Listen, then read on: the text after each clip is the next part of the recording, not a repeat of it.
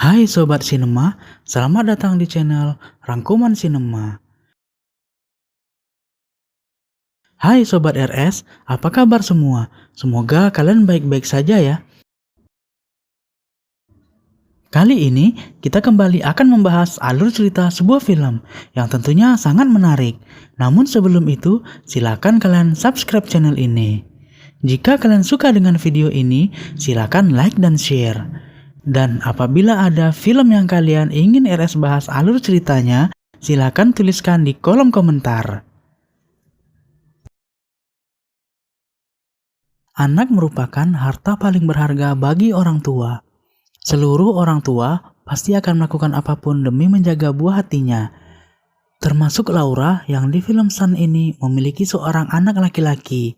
Bagaimanakah cerita film Sun ini? Mari kita saksikan. Seorang wanita hamil sedang berada di sebuah rest area. Ia terlihat sangat panik dan seperti sedang lari dari sesuatu. Tak lama, mampir dua orang pria yang duduk di belakangnya. Si wanita pun lari ketakutan. Di perjalanan, ia merasakan seperti hendak melahirkan. Benar saja, seorang bayi keluar dari rahimnya. Tetapi si wanita tidak menginginkan bayi tersebut. Padahal itu adalah seorang bayi yang lucu. Beberapa tahun kemudian, si bayi tumbuh menjadi anak kecil yang riang. Laura merupakan seorang guru taman kanak-kanak. Karena ia mengajar dan juga sedang belajar, terkadang David dititipkan pada Susan tetangga mereka. Malam itu, setelah dijemput dari rumah Susan, David tertidur setelah bermain game. Namun tak lama, si ibu merasa David hendak tidur bersamanya karena takut. Namun ia tidak melihat David. Ia pun pergi ke kamar David. Di kamar David, Laura melihat orang-orang sedang berdiri di sana. Dan tiba-tiba saja pintu tertutup. Ia meminta bantuan pada tetangganya. Ia pergi ke rumah Susan dan meminta Susan menghubungi polisi.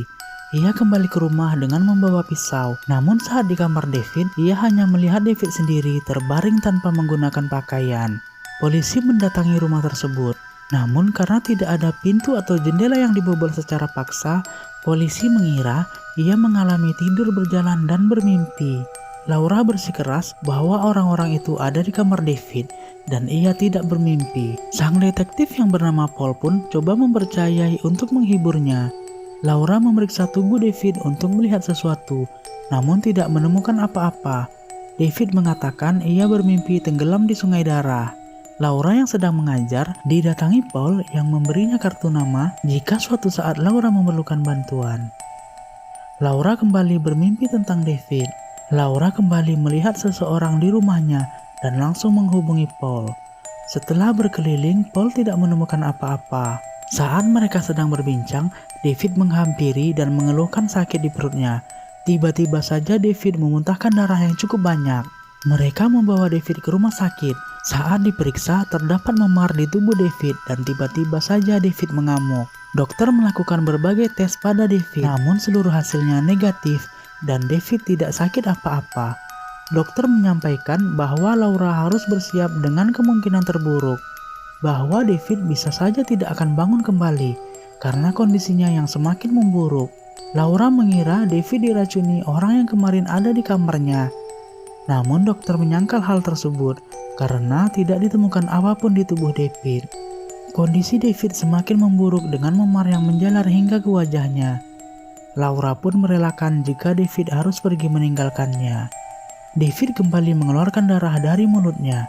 Beberapa hari setelahnya, akhirnya David mendapatkan kesehatannya dan kembali riang. Hubungan Laura dan Paul semakin dekat, begitu juga dengan David. Ia kelihatan menyukai detektif tersebut. Laura ingin menjual rumahnya karena tidak nyaman dengan apa yang telah terjadi. Namun, Paul melarangnya melakukan itu. Ia berjanji akan menjaga keamanan mereka. Saat sedang berbincang, Laura menerkam detektif Paul dan mereka pun bercipokan. Saat sedang asik, tiba-tiba David kembali berteriak dan tubuhnya mengalami kejang-kejang. Dokter masih belum mengetahui apa yang terjadi. Namun, penyakit ini kambuh karena David kembali tidak makan sesuatu hari itu.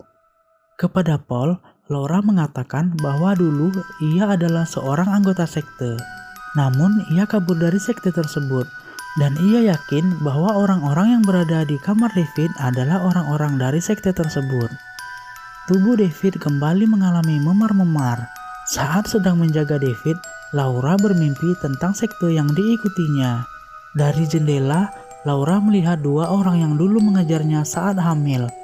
Laura segera pergi membawa David pergi. Laura membawa David ke rumah Susan. Paul menelpon dan Laura memintanya untuk menemui mereka di depan sekolah.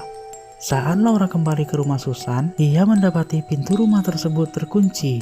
Dan saat ia masuk ke rumah itu, Laura melihat David memakan tubuh Susan. Setelah memakan tubuh Susan, David pun menjadi sehat kembali. Sebelum pergi, Laura menuliskan "He is coming" di dinding rumah Susan. Setelah menutupi jasad Susan, Laura membawa David pergi. Mereka menginap di salah satu motel. Laura memerintahkan David untuk tidur, namun David tidak menurutinya. David yang sedang menonton televisi mengatakan pada Laura bahwa mereka ada di televisi. Laura segera membawa David pergi. Kematian Susan pun diketahui polisi dan Paul. Di rumah sakit, Steve memperlihatkan sebuah berkas tentang Laura dan sekte yang ia ikuti. Paul meyakini bahwa ini bukanlah perbuatan Laura. Mereka menyepakati untuk menemukan Laura dan David. Di tempat lain, Laura memiliki nama lain, yaitu Anna Hansen. Ia menemui seorang ibu yang bernama Nyonya Nagel. Pada Nyonya Nagel, Anna aja ya. Pada Nyonya Nagel, Anna menyampaikan bahwa ingin bertemu dengan Jimmy. Namun sayang, Jimmy telah pergi meninggalkan Nyonya Nagel. Anna sedikit memaksa ingin bertemu Jimmy. Nyonya Nagel pun mengatakan keberadaan Jimmy saat ini yang sedang berada di Mississippi. Di tempat lain, Paul mendatangi rumah sakit jiwa di mana Anna dirawat. Ia ingin menemui Dr. Bradel, namun dokter tersebut sudah pensiun. Beruntungnya, Paul mendapat alamat Dr. Bradel.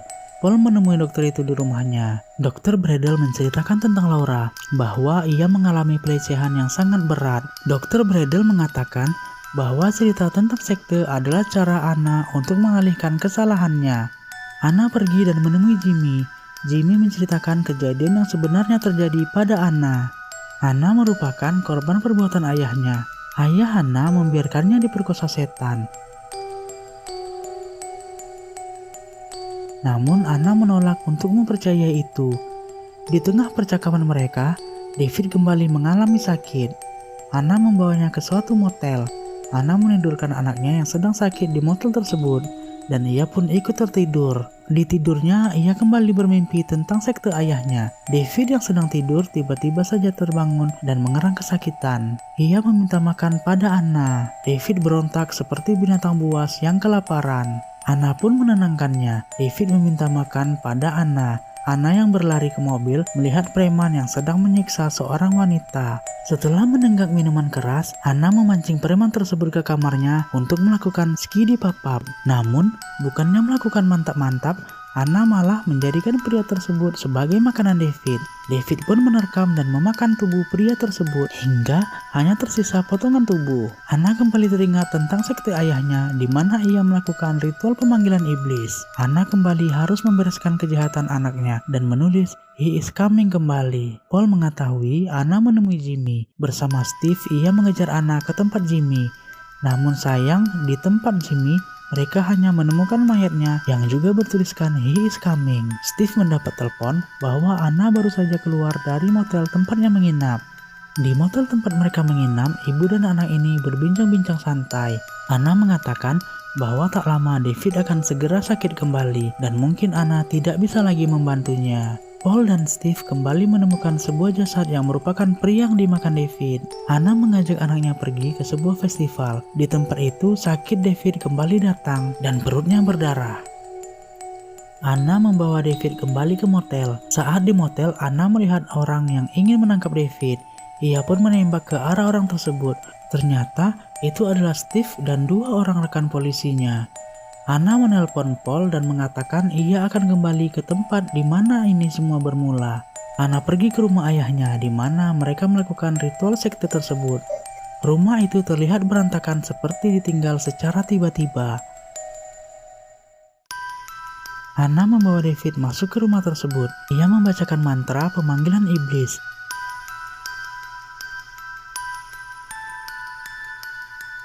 Anna mengatakan ia ingin iblis tersebut datang dan menyembuhkan David, putra mereka. Iblis tersebut pun menampakkan wujudnya di belakang Anna dan menghampiri Anna. Namun tiba-tiba Paul datang dan iblis tersebut menghilang. Anna mengatakan bahwa ia sedang memanggil iblis, namun Paul menyangkal itu. Ia mengatakan itu semua hanya halusinasi Anna. Saat Anna ingin menusuk David, Paul pun segera menembak Anna.